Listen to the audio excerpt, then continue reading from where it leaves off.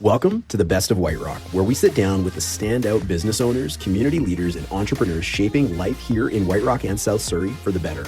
These are their stories behind the people driving real change in our community. Hosted by me, Darren German of the German Group. Lori Thompson, what a pleasure to have you on the Best of White Rock. I've been looking forward to this conversation for weeks now. And the reason I've been looking forward to is we had such a fascinating conversation about not only your story, but your journey of how you got to where you are.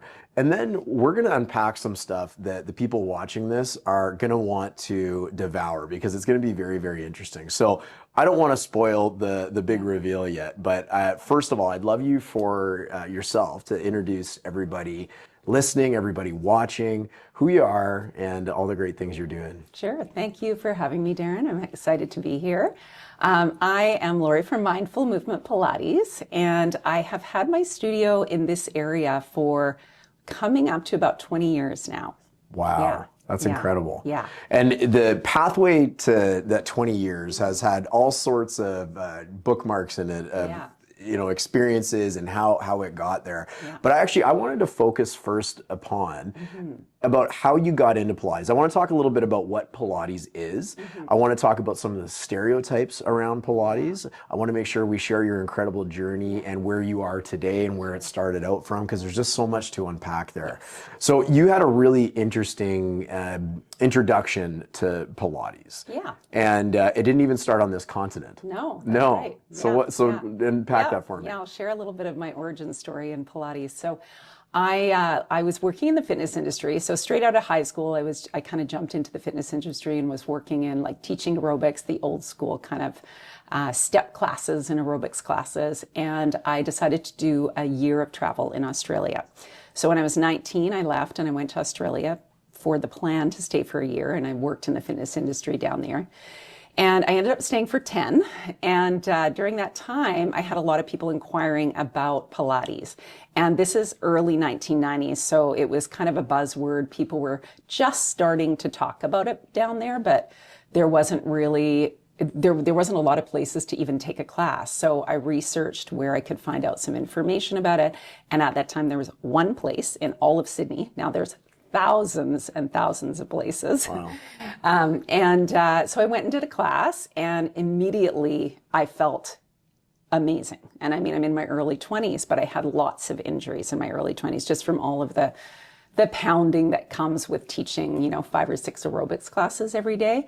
And after one Pilates class, I was standing taller, I was breathing better, my back felt amazing, and I was immediately sold. I wanted to know as much as I could about it. So I went on to find a teacher training, and at that time there was only one person offering a teacher training. So I did this teacher training, and it was quite, at that time, it was pretty kind of Mickey Mouse in terms of it was only mat Pilates. I didn't even know there was apparatus at that time. There was only mat Pilates.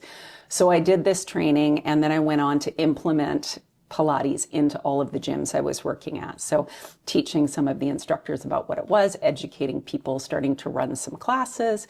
And then I went on to rent a little space where I ran mat classes. And I did that for a number of years, very successful. We had lots of interest.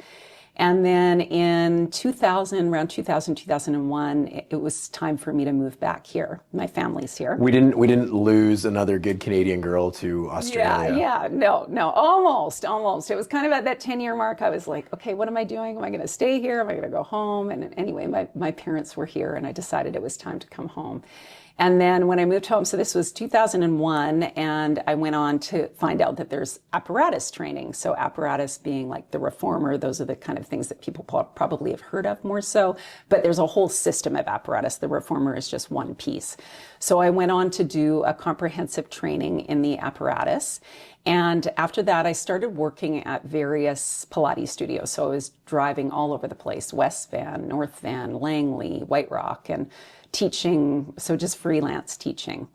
And then around 2003, I think it was, I bought my first condo. And I had a tiny little sunroom. And so I bought 2 pieces of equipment and I ran semi-private classes out of my condo. And I did that for a long time. That must have been fascinating because you're bringing people into your space. They're, I guess they're walking through the hallways and buzzing you on the buzzer. Yeah. Neighbors are wondering what's going on. Absolutely, yeah. I definitely probably was not allowed to do that, but it was one of those things where it's ask for forgiveness rather than permission. And I think because it didn't create any trouble, I think people knew and it never became an issue.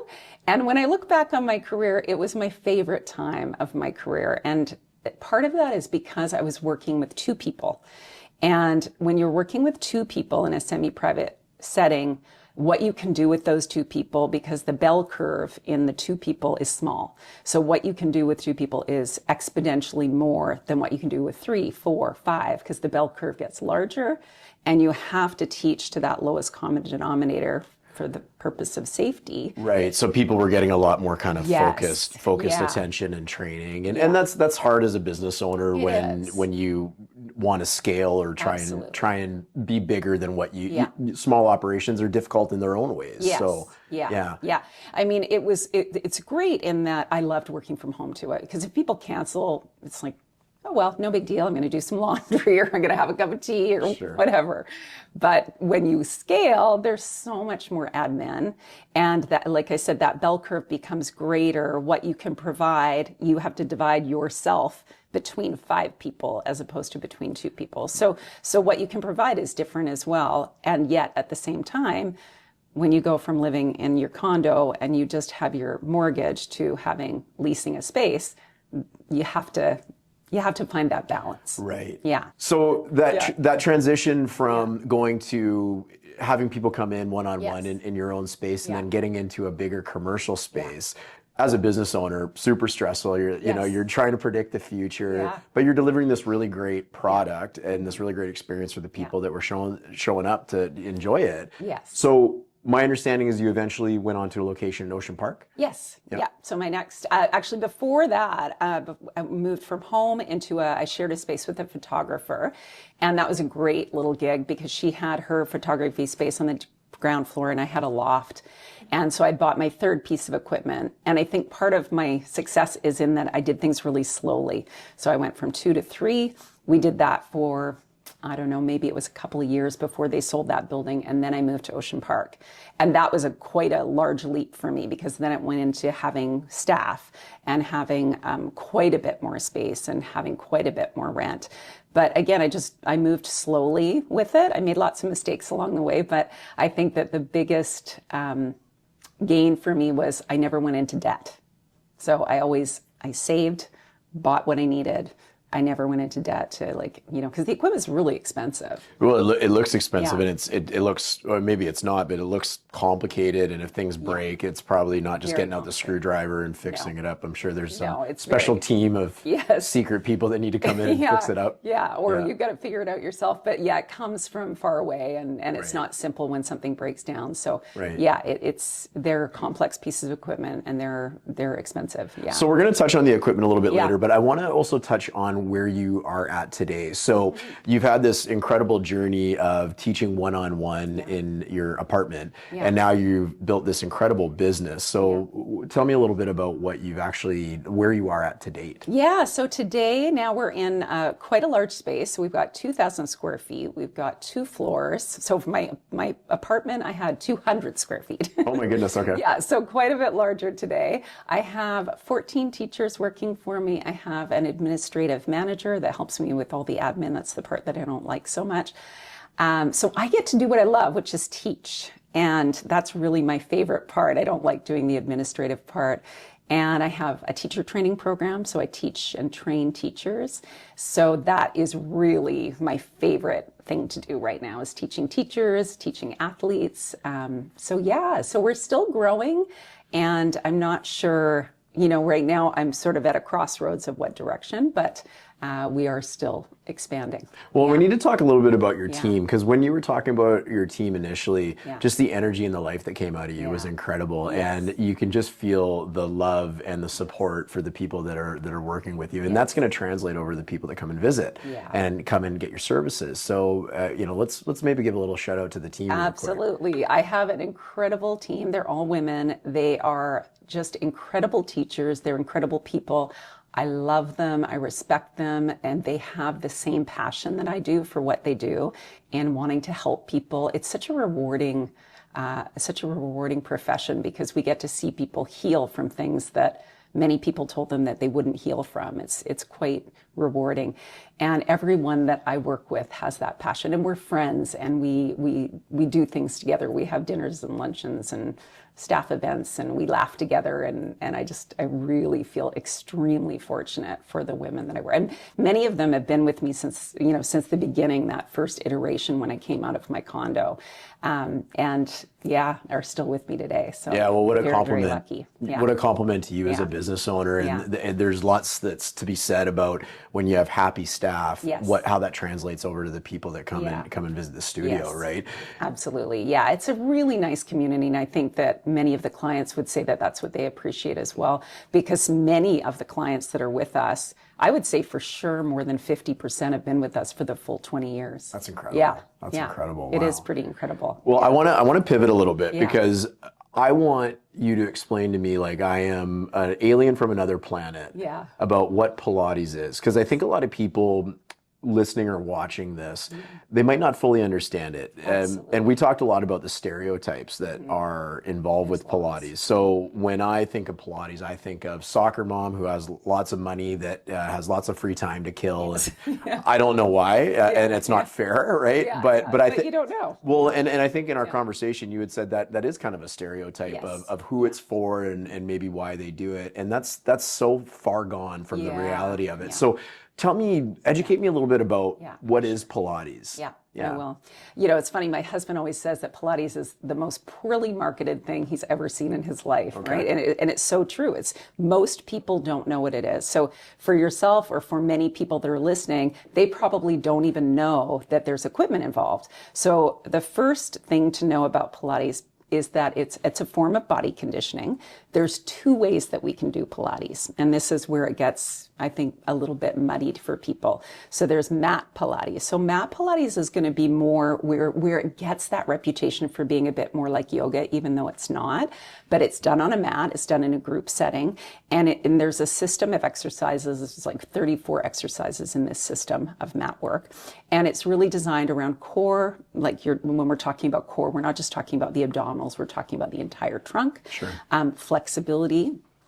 So the mat work is, I think, where it differs from yoga. I think yoga is a lot more focused on the flexibility aspect, and in the mat work, we're focused more on like the conditioning and the core aspect of strengthening the body. So the idea behind Pilates in mat and on the equipment is it's designed to get the spine moving. So in getting the spine moving, the byproduct of that is going to be core work, right? So as I move the spine, I'm indirectly affecting my core. So always getting the spine moving in all four directions, and that's going to happen in a mat class or an apparatus class. So that's mat work. And typically a mat class, if you're doing it in more of a classical setting, it's going to be probably 8 to 10 people. Okay. In a larger setting, it's going to be more fitness-based. So there's something called classical Pilates, and then there's more contemporary Pilates. When you say fitness-based, is there an aerobic component to that? Not an aerobic component to it, but where they're not following this order. So Joseph Pilates was a man. That's really important to know. A lot of people don't know that. He was a man. He was born in the 1800s. He developed this system of exercise during the First World War. So he was interned in the First World War. He was in an intern camp, and he was helping to rehabilitate patients that were injured in the war. And so some of the equipment came from him pulling bed springs out of the bed and creating these contraptions and pulley contraptions to help rehabilitate patients from the war. So then that was in the early 1900s. And then in the 40s, 50s, somewhere around there, I might have the timeline not completely right, but he moved to New York and he brought this to New York. It was only for men at that time. So he brought this first studio into New York. And during that time, he started to train a lot of dancers who then went on to become teachers. And I think that's kind of where it started to get its more feminine name. Right. Because it was originally designed for men. Okay. And then it sort of got more widely spread probably through the United States in the 80s and 90s, and then really has taken off since sort of the 2000s. So in 2000, I'm probably getting a little sidetracked here, but I do think this is an important part of the story, is in 2000, there was a lawsuit. And that lawsuit was, there was a man named Sean Gallagher who was suing to own the name. So Pilates would be his. No one else could call themselves a Pilates studio. So he sued a bunch of different Pilates studios that were happening at that time. And this lawsuit went on for years. And the end of that lawsuit, we won, which meant that Pilates was a generic term. So what that means is, I can call myself a Pilates studio. Had it gone the other way, I would not be able to call myself a Pilates studio. Right. The downside of that is that anyone can call themselves a Pilates studio. So you could decide that you want to create a space in here and say, I'm going to teach a Pilates class, and there's nobody that could stop you from doing that. So the reason I'm bringing that up is, there's these two ways that we can do Pilates. The way that Joseph intended it, he created this system, there was an order, and then there's the contemporary, which is all of the people that took different principles or different ideas and kind of created their own thing. Sure. So they're using little bits of this system, but they're not doing it in the way that's intended. So and I think there's room for all of these things. And there's obviously lots of controversy about this in the industry right now because people want to preserve his work, and I totally understand that. And we're now 100 years later, 100 plus years later, and there's a lot more that we know about biomechanics and science and the body. So I think there's an appropriate level of change that needs to happen within that work, within that framework of what he created. So when I'm talking about sort of the classical or contemporary, it's whether or not people are doing it exactly the way he intended, or they're just taking elements of it and then calling themselves a studio. So we try and stick to the preservation of the work as much as we can and change the things that need to change a little bit based on the science that we know now. Well, and that's so important because it is going to evolve, Yes. but it was obviously created for a reason, and I think Yes. that's one of the important pieces. Like I was glad you shared that because there's the baggage, the unspoken baggage that comes with Pilates, those stereotypes, and it's helps so many people through Yes. different aspects. And you talked a lot about like the core and mobility of the spine and whatnot. Yeah. So give me some examples of use cases that people would come to you, and it isn't even necessarily always they have like an issue that they're trying to solve. It could be just for health and wellness, generally speaking. But give me some examples of people that maybe come see you and how you're able to help them. Yeah, for sure. I mean, there's so many, but one of the ones that kind of sticks out in my mind, and he's a local pediatrician, and he had been told that his only option was surgery. He was suffering from, and we have he wrote a really lovely testimonial on our website. So if you ever want to read more about that, he did a more detailed explanation of it.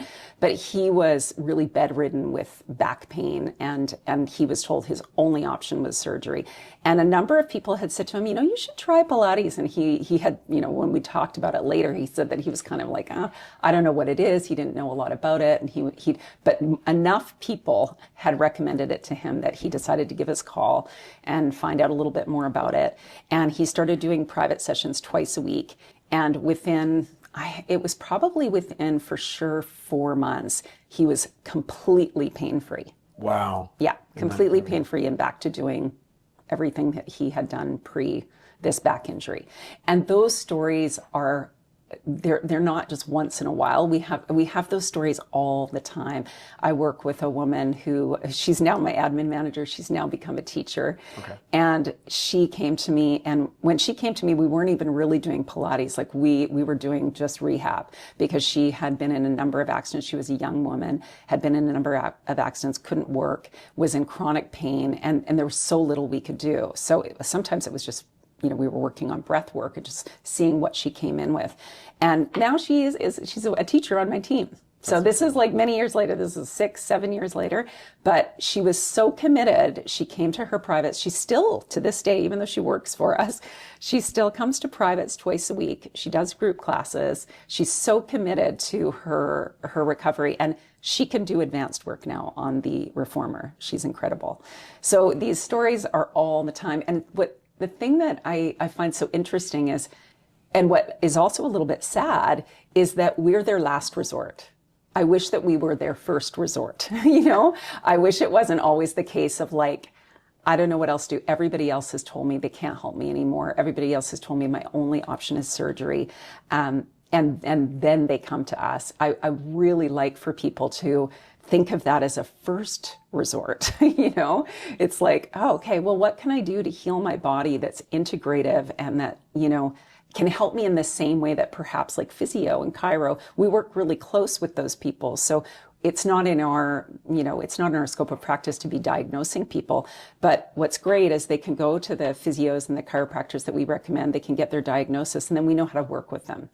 So based on that, that scope of, okay, this is what's happening with their body, then they can come to us. So we have those close relationships now with those people that refer to us and say, okay, now they're ready for this.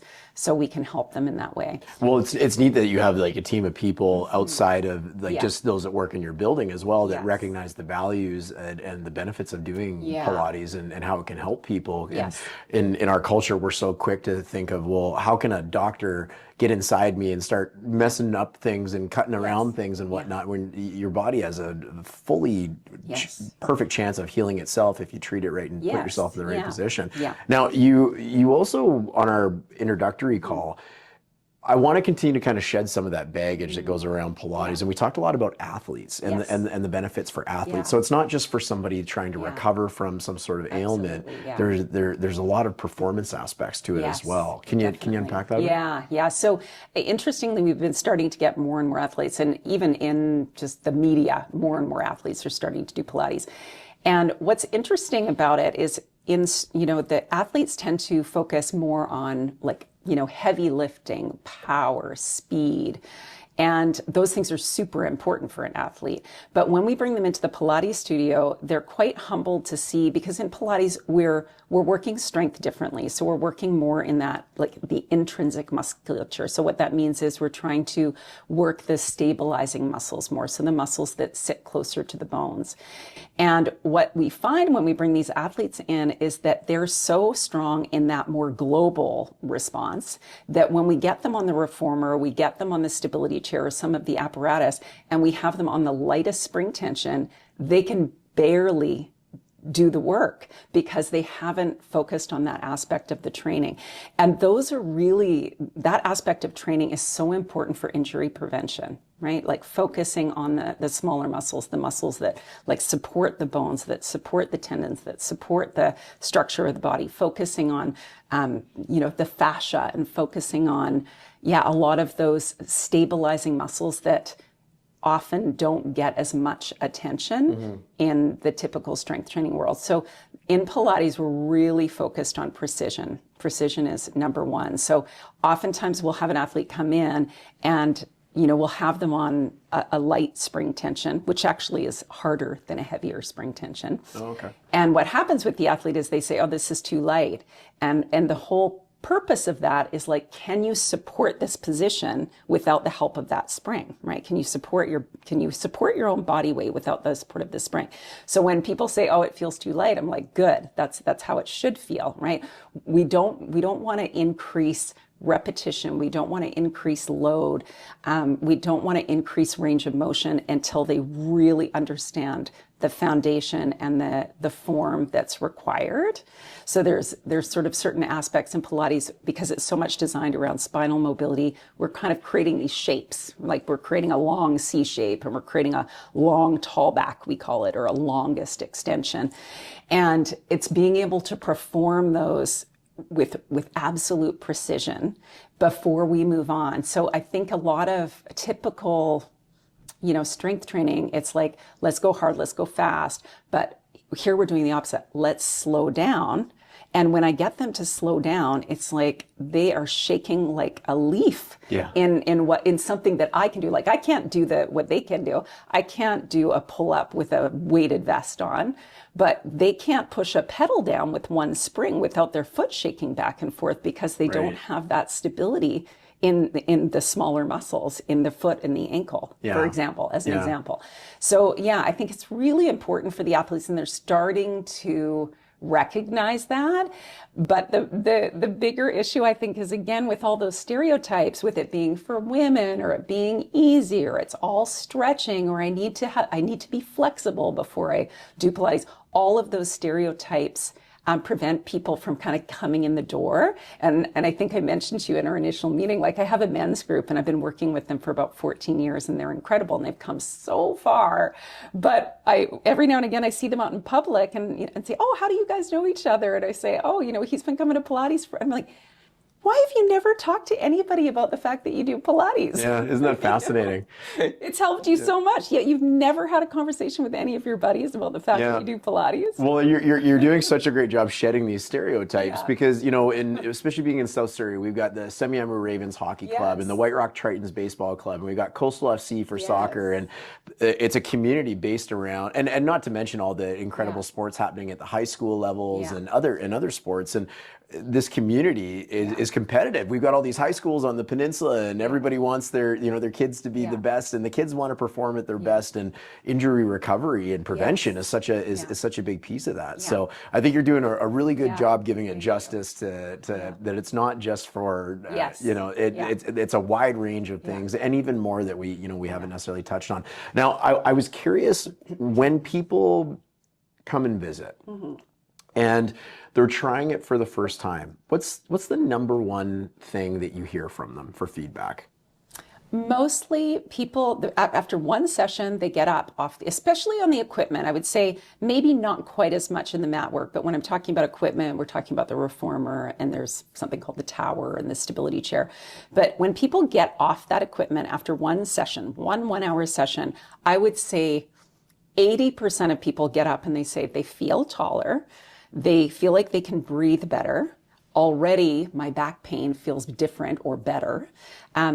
I would say, at least 80% of the time, people would give those three pieces of feedback immediately. That's so fascinating. And then, sometimes I'll get a message from somebody when they were like, oh, even when I was like looking over my shoulder in the car, like I noticed I could turn my head and my neck better. So we get those immediate pieces of positive feedback from people that recognize, and I find this especially with athletes because they're more in their body to be aware of the changes, or I was skating better, or I was more balanced on my skates, or better body awareness, better breathing, those kind of things. Like it's a practice of embodiment, and so much of Pilates is like concentration is one of the principles. So you really have to be present with your movement. You have to be present with what's happening in your body.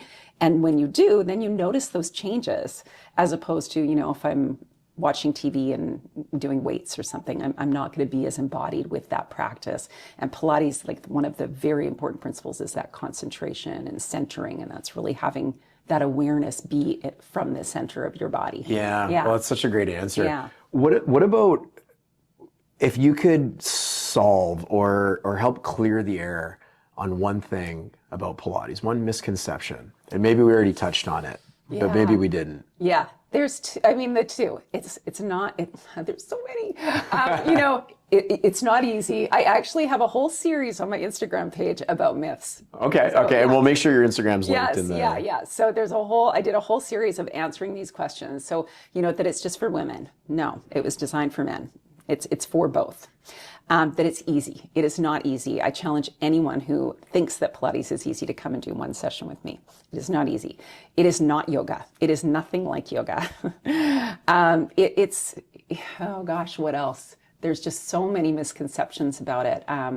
I'd say those are kind of the top three, that it's easy, that it's for women, or that it's just like yoga. Well, and maybe a way to kind of segue that is, how do people get started with you? Like, so where can they find you, and what would it look like to come experience a session together? Yeah, great question.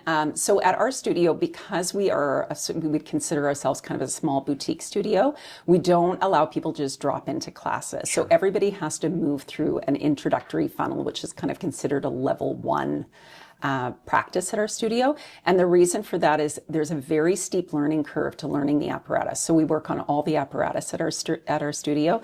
So it's learning the equipment, it's learning how to organize your body on the equipment, and then learning these exercises you've never done before. So if you walked in and I said, okay, just drop into this class, you'd have no idea how to manage yourself in that class. Sure. Because it's complicated. Sure. So the 2 ways that you can join is we do an introductory private package. That's 3 private sessions. And in those 3 private sessions, we're going to take you through all the apparatus so that you have an understanding of how it works, the foundational movements. And then at the end of that, we sort of funnel you into a group. So we make sure that the people that are in our group classes are at a similar bell curve. So at the end of those 3, we'd have a good idea of where you'd land in group classes so that everyone feels like they're kind of working at the same level. Ideally, we don't want, because we are teaching sort of to that lowest common denominator, the person that is, understands it the least. We don't want that person and then someone that really gets it, because then the class, this person's bored and this person feels like they're moving too fast. Right. Yeah. So we really pride ourselves in making sure the 5 people that are in that class are as close to the same level as possible. So that's one of the entry points. And then the other, we do that in a group setting. So that's up to 4 people. So it's kind of a semi-private setting, 2 to 4 people in that. And it's 4 weeks. And it's the same content you're going to get in the private setting, but we do it in a group setting, and it's just more cost effective for people for whom the privates are unaffordable. Oh, that's great. Yeah. Well, yeah, and you got some various options for people to get involved and get interested and whatnot. So we're going to make sure that your information is in the show notes so people can follow you on Instagram, get some of that great information. Here's some of those misconceptions about Pilates that we're gonna help shed some light on. So, and it's really about you're really helping people in the community with health and wellness, feeling better in their own bodies, maybe getting over some sort of ailment that they have, and it's a really neat thing that maybe a lot of people haven't probably considered. So. I want to really thank you for being on the Best of White Rock, and I'm going to encourage anybody listening or watching to reach out and go get maybe one of those private sessions. Yeah, you'll have to come too. Yeah, I'll have to come too. Absolutely. Well, I'm thinking about you're going to be laughing at me, but I won't be able to keep the little spring up. That's another misconception. A lot of people are afraid to come in the door because they think that they need to be something before they start. Like, I need to be flexible before I start, or I need to have the right outfit before I start, or something like that. Right? Does this mean I get to go to Lululemon and buy a bunch of new gear? No, you can come dressed as you please. And you don't need to be anything before you start. I think that is a misconception for people, because I've heard that from people like, I'm going to be so embarrassed. I'm not flexible. I'm not going to be able to do anything. But everybody's starting in the same place. Mm-hmm. Like, when you're a beginner, you're a beginner. And everybody is starting in the same place when they're a beginner. Yeah, totally. Yeah. Well, and even just giving the availability and there's no pretense, like kind of coming in and stuff like that. It makes it really encourageable. Lori, I want to really thank you for being on the show. Yeah, it was a pleasure to have you as well. Nice to meet you.